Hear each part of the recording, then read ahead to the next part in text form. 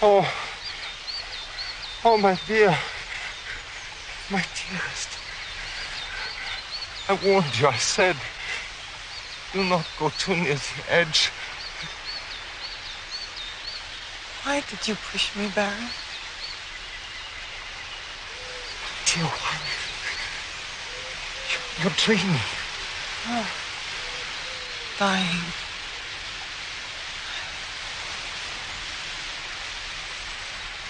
Oh, my darling.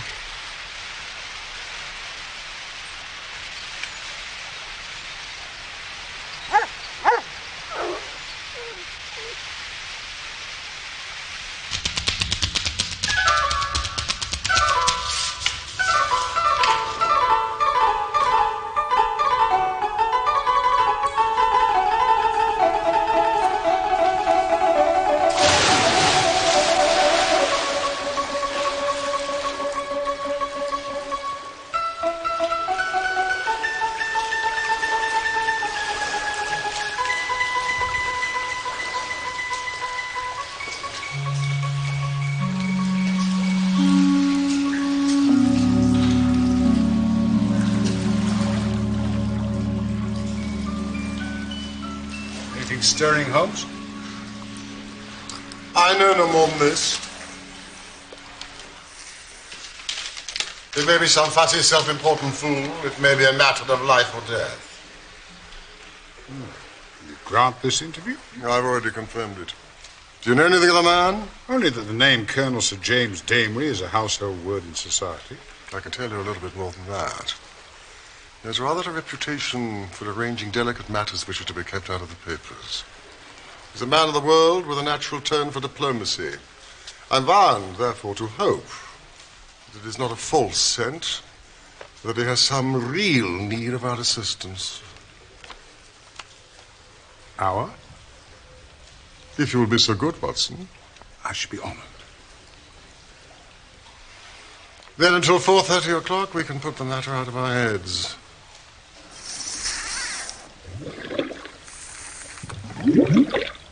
Mr. Holmes, we are dealing on this occasion with the most dangerous man in Europe. I have had several opponents to whom that flattering term has been applied. A man to whom violence is familiar and who will literally stick at nothing. No. Don't you smoke? Excuse my pipe. But if your man is more dangerous than the late Professor Moriarty, he's indeed worth meeting. May I ask his name? Have you ever heard of Baron Gruner? The Austrian murderer. So you've already sized him up as a murderer. It is our business to follow the details of continental crime. I'm as sure that he killed his wife when that so-called accident happened at the Splurgen Pass as if I'd seen him do it.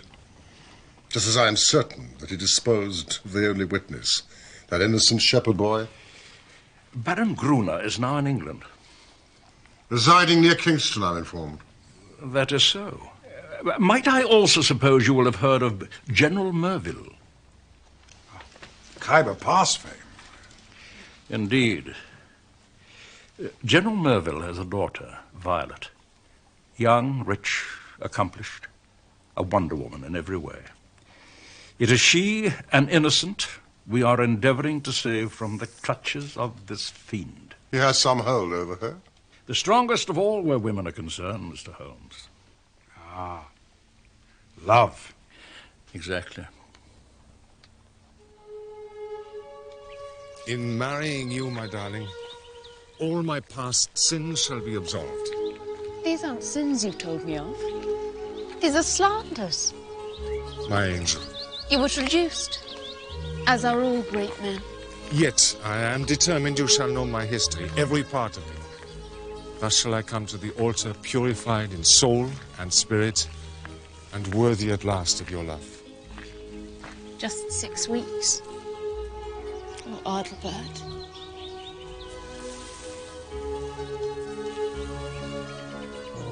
I cannot pretend my past is without stain.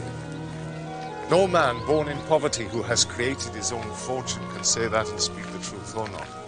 I have been forced to many a ruthless act, my dear. Where should I begin? With young Heinrich of Saxe-Baden. To observe, Mr. Holmes, an atrocious event preparing itself before your very eyes, and yet be powerless to avert it. Could anyone, any human being, be placed in a more trying position? Perhaps not. Well, then you will sympathize with the client in whose interest I am acting. I did not understand that you were merely an intermediary. Who is the principal? I beg of you not to press that question. His name cannot be dragged into this matter. His motives are to the last degree honorable, but he prefers to remain unknown. I need not say that your fees will be assured, Mr. Holmes. And you will be allowed a free hand. Surely the actual name of your client is immaterial. I must decline to act, Sir James. I'm sorry. I'm accustomed to having mystery at one end of my cases, but having it at both ends is too confusing. No. You place me in the most serious dilemma. Dare I say, Mr. Holmes, you hardly realize the effect of your own action. I have given my word not to reveal the identity of my client. May I at the least lay all I can before you?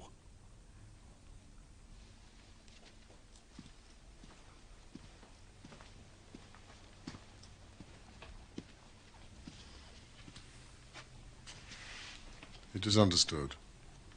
I commit myself to nothing. Of course. Yes.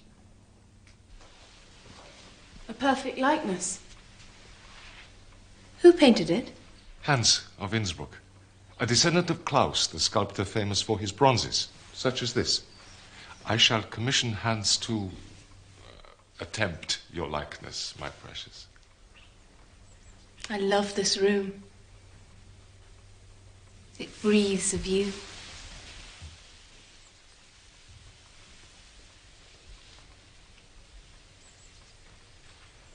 What's this? Your diary? No. It is my commonplace book. In it I record things I've seen, read, admired. Occasionally, perhaps, a thought or two of my own. But it's locked. It is a little part of me, besides. A servant might pry. One day, perhaps, we shall look at it together. No. I respect your privacy, my darling. We must all keep something of our own, however much else we share. You are perfect.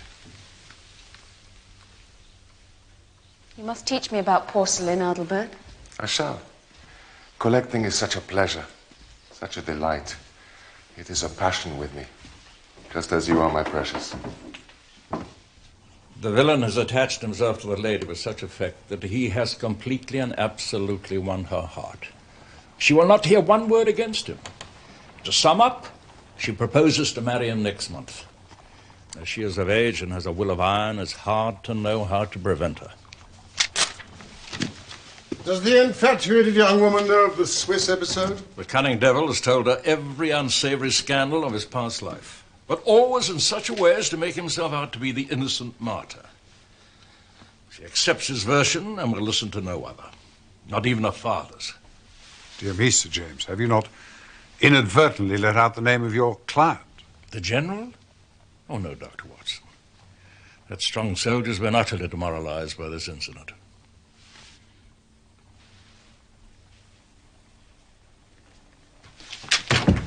Mrs. Hudson! You rang, sir? Will you deliver this to the butcher's boy round the corner? That young rascal with the funny eye? The other is invaluable, so is his bicycle. Sir.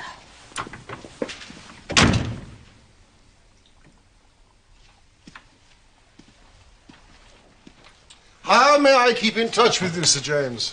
You accept my commission? Let us just say that your problem interests me. The Carlton Club will find me. And the Baron's exact address in Kingston? Vernon Lodge. A large house. He's a rich man. Well, speculators, when successful, frequently are, Sir James. What further information can you give us about the man? He has expensive tastes. Collects books, pictures, and Chinese pottery. He's a recognized authority. written a book upon the subject. Well, Sir James, you may tell your client that I'm turning my attention towards Baron Gruner. I have no doubt, Mr. Holmes, you can easily trace my client. But I must ask you as a point of honor to refrain from doing so. Do not, I beg you, break in upon his incognito. I think I can safely promise that. Thank you. Dr. Watson.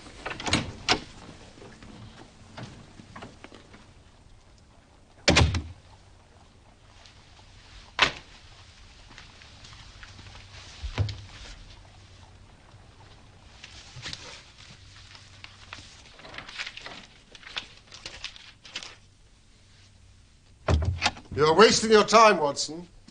Now, the career of General Merville might well give us a pointer as to our client. He's clearly illustrious. But did you not hear, Sir James?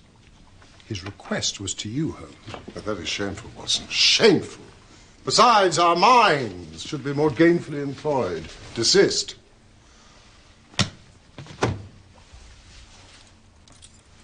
Any views? Have you none? Not yet. Beyond the one I've already acted upon. The butcher's boy. More discreet than any telegraph. Well, I should think you'd better see the young lady herself. Start with her. If a poor broken-down father cannot move her, how can I, a complete stranger, prevail? Well, if all else fails. Perhaps. But first, the underworld. For it is among the dark roots of crime that we must hunt for Gruner's secrets. You've sent for Shinwell Johnson. I have but one insight. That Miss Merville might well condone murder. Yet some smaller offense might rankle. We shall see. They have engaged the very best.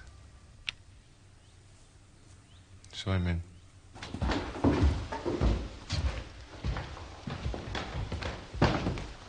Mr. Sherlock Holmes, sir.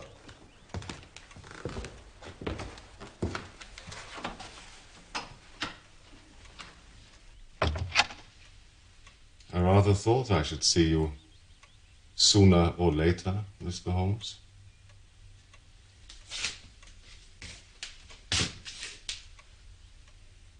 You've been retained, no doubt, by General Merville to prevent my marriage with his daughter Violet. That is so, is it not?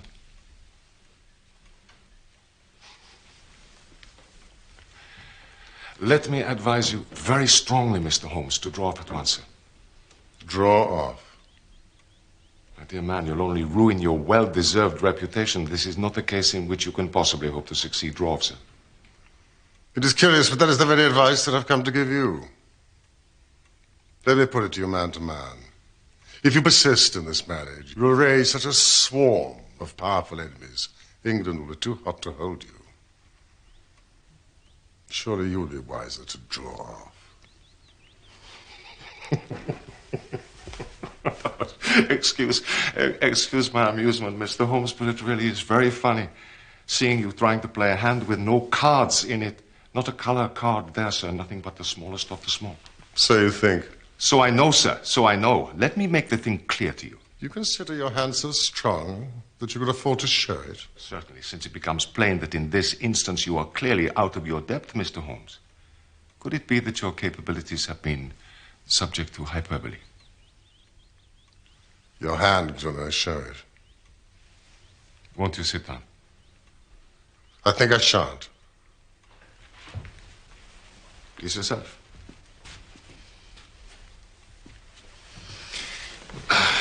Well, sir,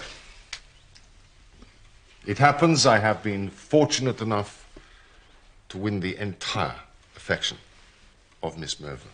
This in spite of the fact that I have informed her clearly of all the unhappy incidents in my past. I have warned her that certain designing persons would come to her.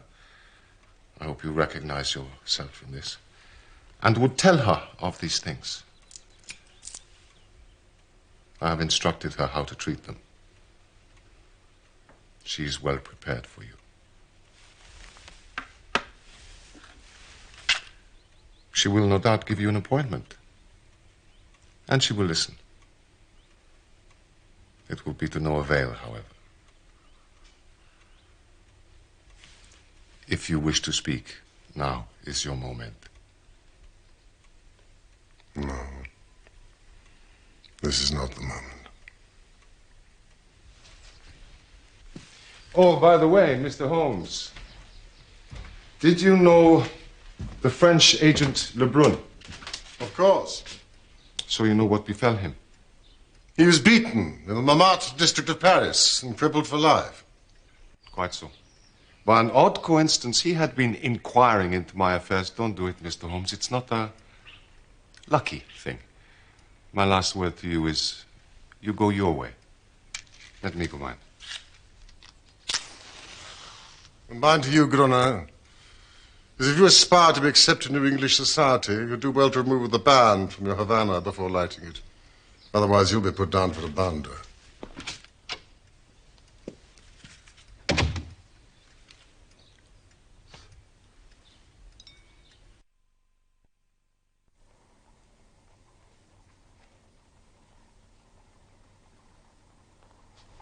Mrs. Hudson, has Holmes returned? Not yet, sir, but there are 2 visitors waiting.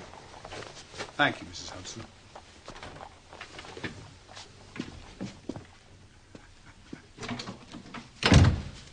Why, Johnson. Evening, Doctor. Mr. Holmes sent word to me. I know, Johnson, I know. And I brought Kid here because... I was delayed at the museum, and then the press of traffic. An omnibus overturned in Great Russell Street. Too dead a horse had to be put down. Gentlemen, forgive me. I was absorbed by the mysteries of Ming. I quite forgot the hour, madam. This is Miss Winter, Mr. Holmes. Kitty, we call her. And what she don't know about Gruner. Of course, please. Well, Kitty can speak for herself. Anyway, I'll put my hand right on her within an hour of your message, sir. I'm easy to find. Hell, London gets me every time. Same address goes for Porky. Porky? Is that your nom de guerre, Johnson? You've never revealed that. Porky? Oh, well. We're old mates, Porky and me. But there's someone who ought to be down in a lower hell than us. And that's the man you're after, Mr. Holmes. I gather we have your good wishes, Miss Winter. If I can help put him where he belongs, I'm yours to the rattle, sir. Do you know what he intends? How the matter stands? Porky tells me he's after some other poor fool. Only this time he wants to marry her. And you want to stop it. Yes. Surely you know enough about this devil to prevent any decent girl in her senses wanting to have anything to do with him. But she's not in her senses, Miss Winter. She's madly in love. And she has been told all about him. She cares for nothing. Told about the murder of his wife? Yes. My lord. She must have a nerve. She has. Can't you lay proofs before her? Can you help us to, sir? I am proof. Living proof. If I was to stand before her and tell her how he used me... Would you do this? Would I? Would I not? It might be worth the trying. Our lay didn't tell her all, sir. All? He collected me. He collects women. I was an artist model. A respectable artist model. Of course, you sat with that painting in his study. You've been to Kingston. Then you'll have seen all his crocs. Women and China. They're his twin passions. Gruner commissioned that painting. And afterwards...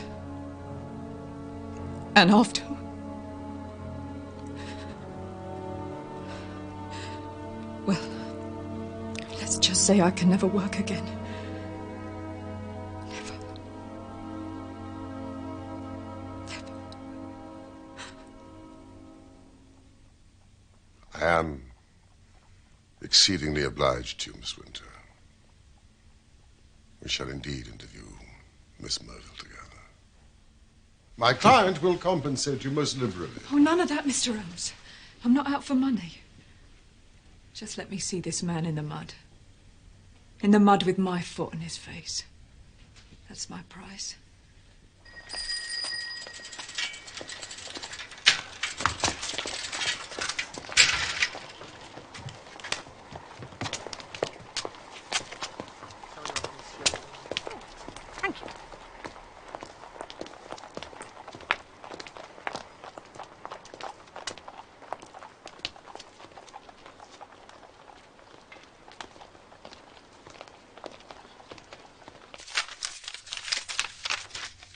From Kingston.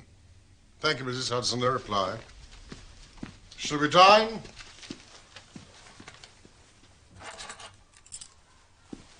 This is a death threat, Holmes.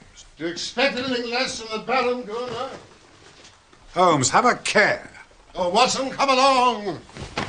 We must eat.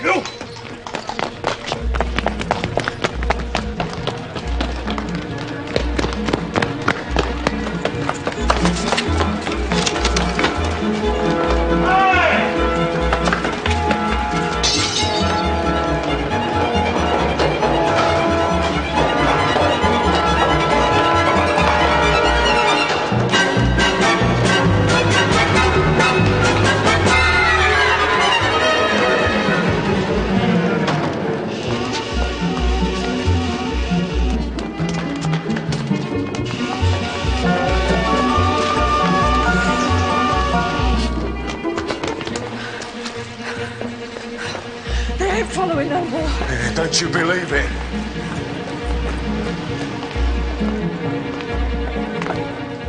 Yeah, what did I say? Now, you stand over there, Kitty. There's a good girl. Right. Who's first? You or you?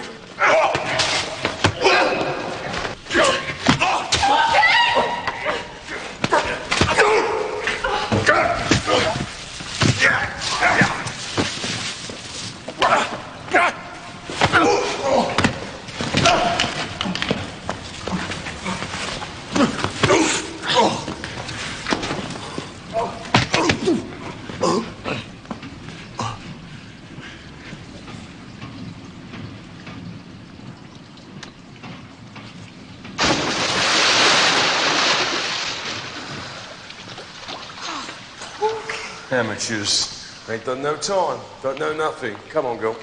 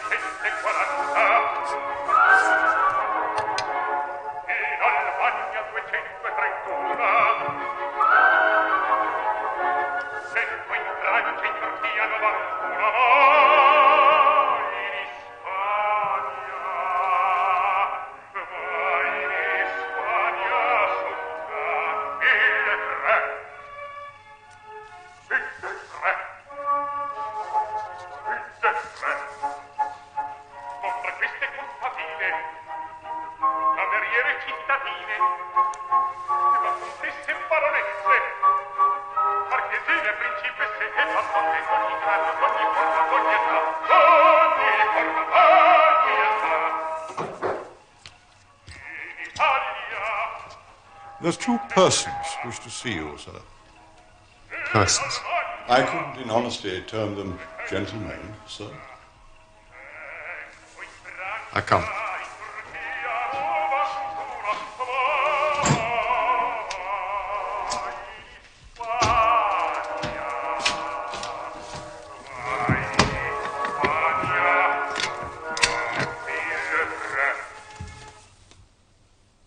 Was he armed? No, sir. Go through to the kitchens. Clean yourselves up and clear out.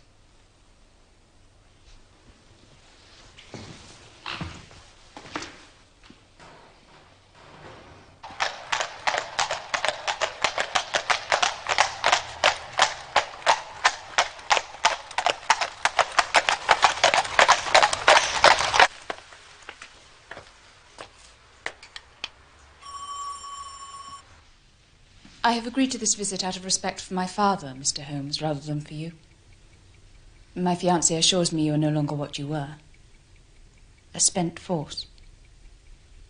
And you, Miss Winter, surely you must also be superfluous. Our intentions are the best. We are here to aid you. Really?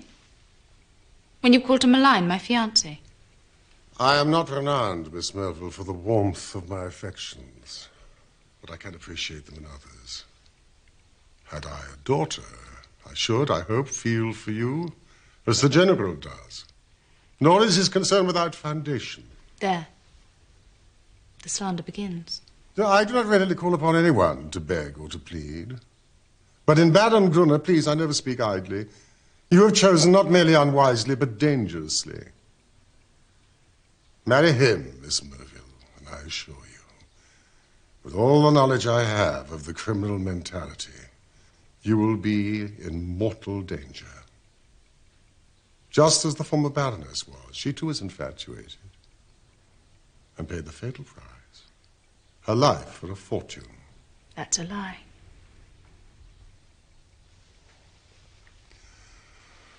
You are, of course, aware that the Splurgen Pass, where your predecessor died, runs between Italy and Switzerland?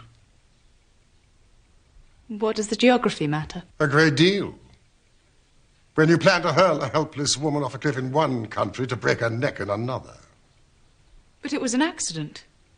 Then why did the shepherd boy, who saw the Baroness fall, die of arsenical poison? His murderess, whom Gruner had seduced, confessed at her trial that he had obliged her to administer the fatal substance or risk disfigurement for life by oil of vitriol. Those are the facts, Miss Melville. I beg you. Picture the awful situation you will find yourself in if you only wake to your fiancé's true character after you have married him.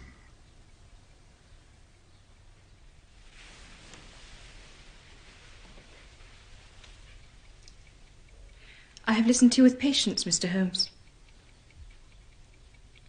I am aware my fiancé has had a stormy life, in which he has incurred most unjust aspersions. Possibly you mean well, though I learn you are a paid agent. But in any case, I love Baron Gruner, and he loves me.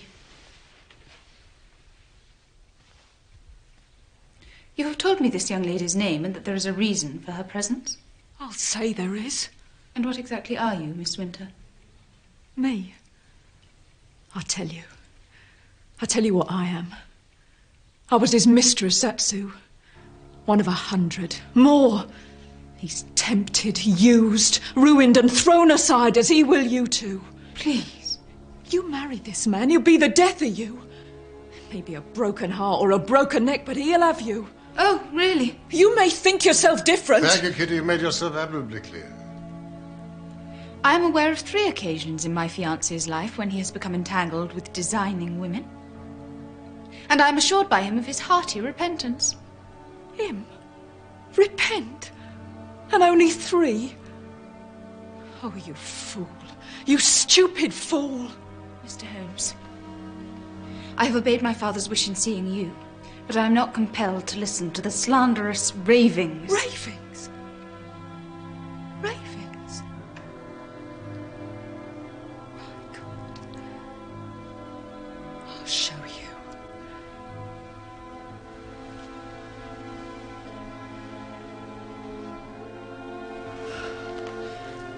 Look.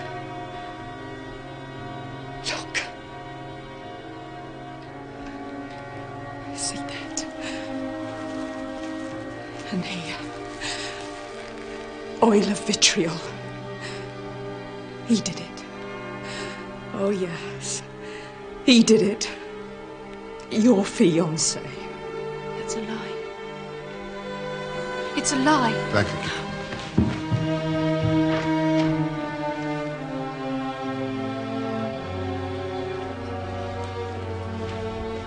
You can tell the Baron that I shall not rest until I bring him to justice.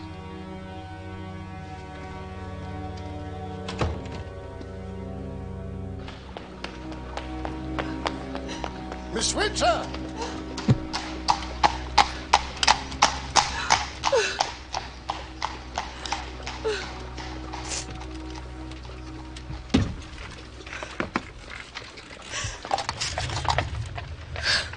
Why, Kitty? Why? No, please. Why did Grunner treat you so? Because... No, I can't tell you, Mr. Holmes. You must, this instant. You said that he collects women. What did you mean by that? It's a book he has. A book? Brown leather, with a lock, and his coat of arms in gold on it. No, I can't speak of it. He keeps a record of his women? We're all in there. Photographs, names, details, everything about us. He tried to make me read it while he... Oh, no, I can't. And when you refused? He went berserk. He ran out of the room. I was trying to dress. He'd come back in with this bottle. I was half naked. He threw it straight at me. Where is this book? I don't know. Think. No. In the study, in the bedroom? It's more than a year since I was there. Then you can remember, Kitty. Think. In the study. Back of the bureau. Thank you, Kitty. Miss Winter's scars could not move, Miss Merville? She was shocked, but recovered instantly. Good heavens. Seems inhuman. I confess that part of me could wish her joy with Grunner. Abandon her to her fate. After all this. When I compare Miss Merville with Kitty, whose spirit is as fine as her body is blemished, yes. You wouldn't withdraw from the case. Have no fear, Watson. My disgust with Miss Merville counts as nothing against my determination to foil Grunner. But one thing irks me. That I did not pay more regard to Kitty's deportment when we first met. The manner in which she dressed her hair. Oh. It's late. We must be gone. I've got a mountain of work to do at the surgery, Holmes, so I'll see you in the morning. Until tomorrow, then.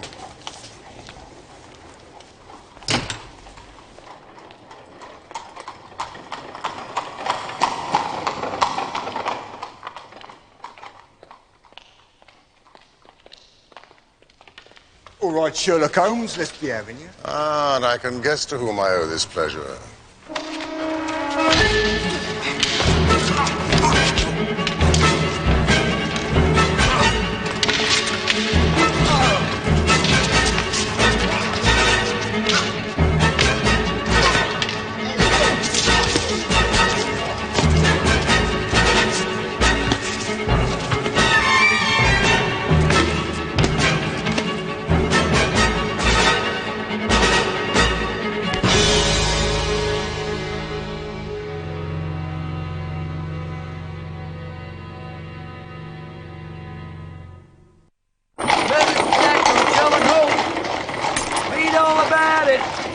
Murderous attack on Sherlock Holmes.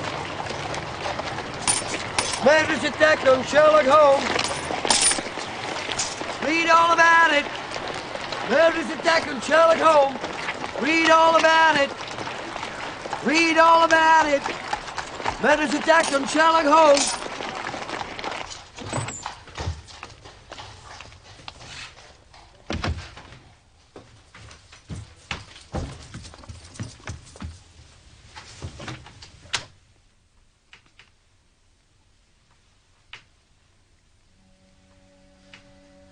It's all right, Watson. Don't look so scared. You mustn't talk. Nonsense. need to. What can I do, Holmes? Of course, it was that damned Austrian. Give me the word, and I'll go and thrash the hide off him. Good old Watson. No. Was it the same pair that attacked Johnson and Miss Winter? One may have been. The other, I doubt it. But your thought alerts me. You must send a note to Johnson. Tell him to find some quiet suburb for Kitty. She should stay there until the danger is past. And then we must exaggerate my injuries. There's no need for that. Even so, we must lay it on thick for the press. May not live the week out. Concussion, delirium, coma, what you like.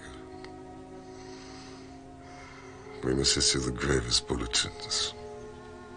Anything more? Yes. Put my pipe on the table and the tobacco slipper. You must rest, not smoke. Very well. Doctor.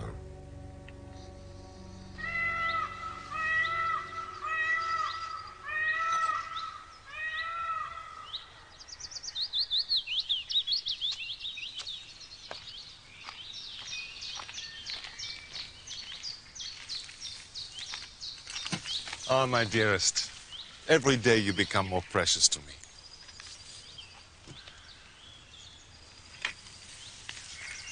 What is it? It's just that... Must you really go to America? Oh, my darling. It's only a short trip. I have important financial business, certain interests to regulate in Chicago. But I shall be back so soon. In the twinkle of an eye. The late editions, sir. Thank you. Have you seen the papers? That poor man Holmes. He sinks daily. I'm afraid you cannot expect me to have very much sympathy with Mr. Holmes in his misfortune. Erysipelas has set in. Have you seen the news? No. Lunar sails for America on the Ruritania on Friday. News it hits hard. Friday? That means he sails from Liverpool, not from Southampton. I believe the rascal means to get away from us. But he won't. And the Lord Harry, he won't. Watson, I need you to do something for me. I'm here to be used. Then spend the next 24 hours in an intensive study of Chinese pottery.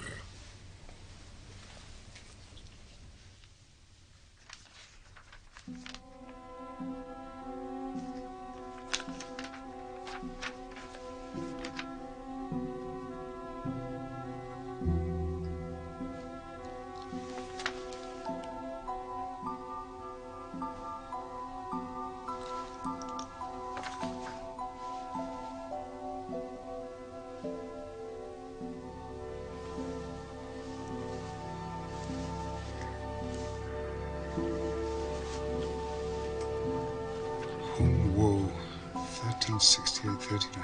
Whoa, 1368-39.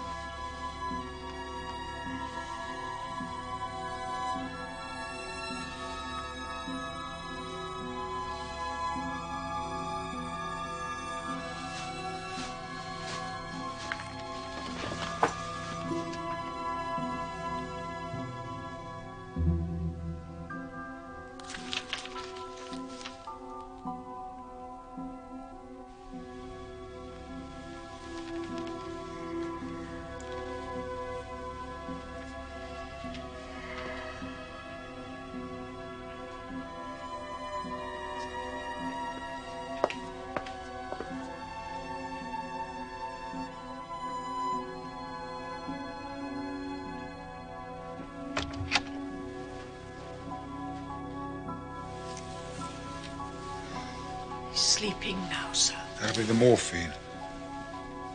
You won't let the lamp smoke, will you? No. You're locked up below. Oh, they did that a while back. There's murderous folk about. True. Don't drive yourself too hard, sir. You'll be good for nothing in the morning. No, I shan't be long.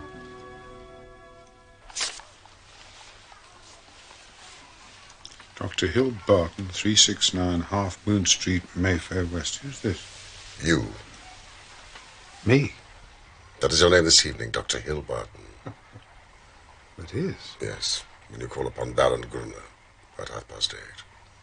He'll be disengaged. You've sent a note telling him that you'll call. Also that you're bringing this.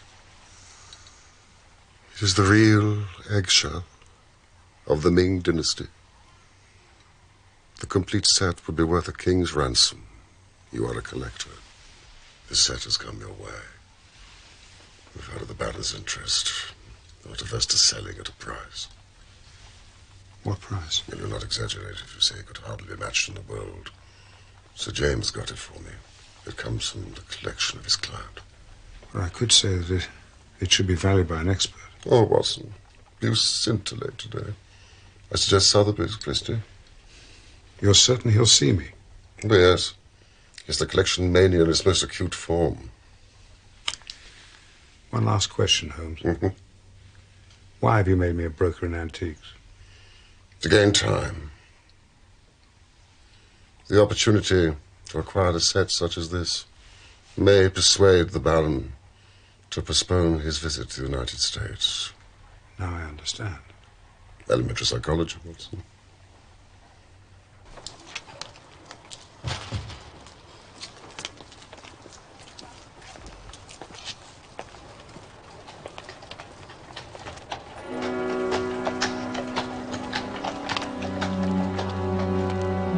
Kingston, please, driver.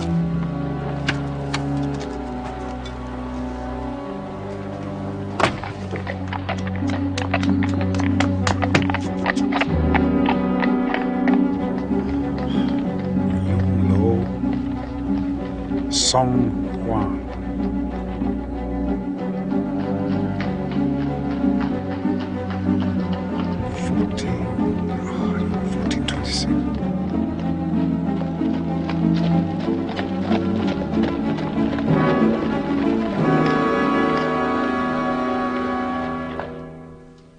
Very fine.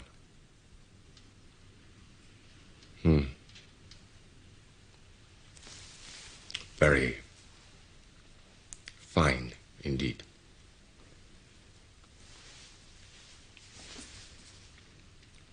And you say you have a set to correspond?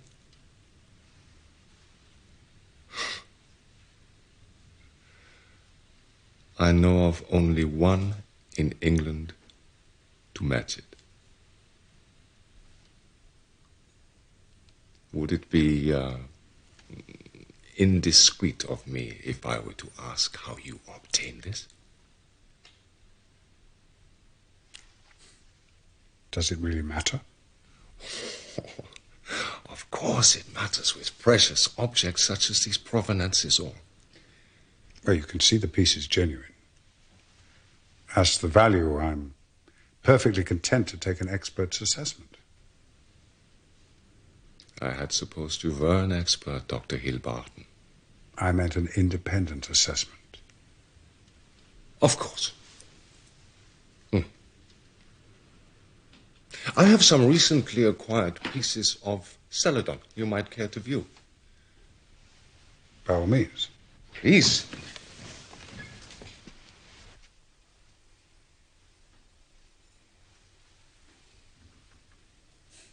It's flawless. Typical 12th century song, I'd say. Wouldn't you? You're right.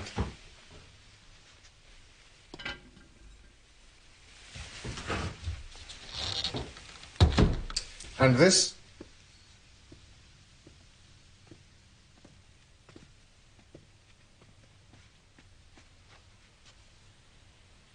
That's an excellent example. Jin dynasty, I should say, circa 265 AD. Precisely.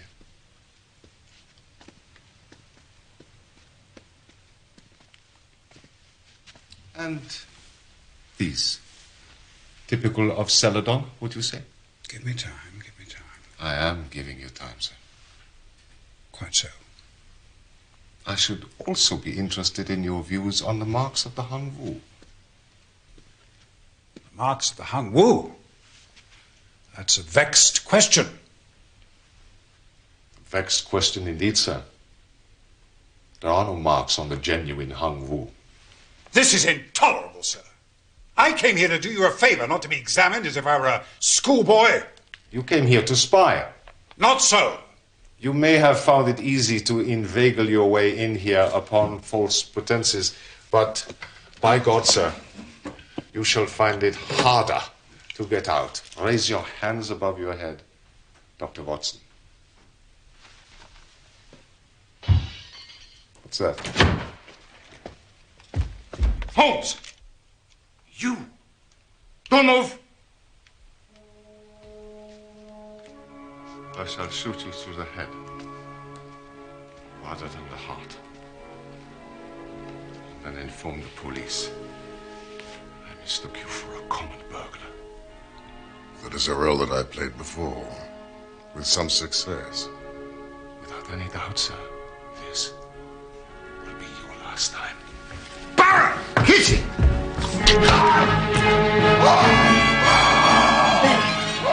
Be done by as we did. Help me! Help! Get more! I'll telephone the Baron's physician. Oh, machine guns!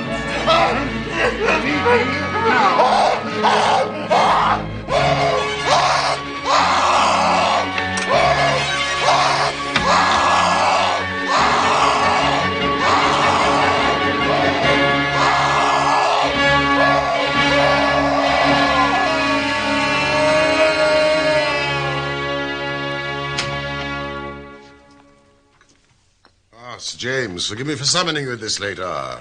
But there's no time to be lost. You must have this before Scotland Yard bumbles in. Scotland Yard? Baron Gunnar is bound to have laid a complaint against us. Watson as an impostor, myself as a burglar. We were both. I diverted Gruner's attention while Holmes procured that. You must show it to Miss Merville. She will find herself one among 100. The account of what sport Baron Gruner enjoyed with his female victims may perhaps at last open Miss Merville's eyes. You've done wonders, Holmes. Wonders. Except for Kitty Winter. Watson, explain. I must rest. Miss Winter is a former mistress of Gruner's. She followed me to Kingston and concealed about her was a flask of vitriol. Which she unleashed upon Gruner. Severely damaging his right hand and parts of his face. He will be disfigured for life. But surely, if these injuries are as terrible as you describe them, then our purpose is sufficiently gained. You should love him the more. As a disfigured martyr, no. It is his moral side, not his physical, which we have to destroy. That book will bring her down to earth, and I know nothing else that could. It's in his own handwriting. She cannot get past it. Neither my client nor myself can thank you enough, Holmes. Should either Miss Winter or even you yourself be incommoded by the police, do not hesitate to telephone me. Thank you, Sir James, but to tell the truth, I rarely if ever find myself inconvenienced by Scotland Yard. Good night. Good night.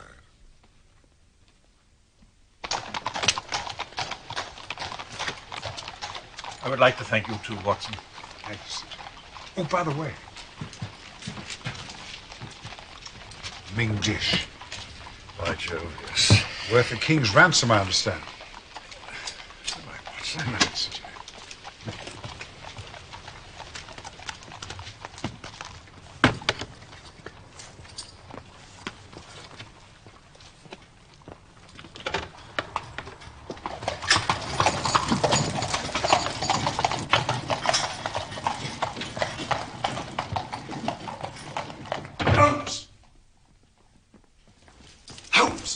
I've discovered the identity of our client. It's none other than... A loyal friend and a chivalrous gentleman. Let that now and forever be enough.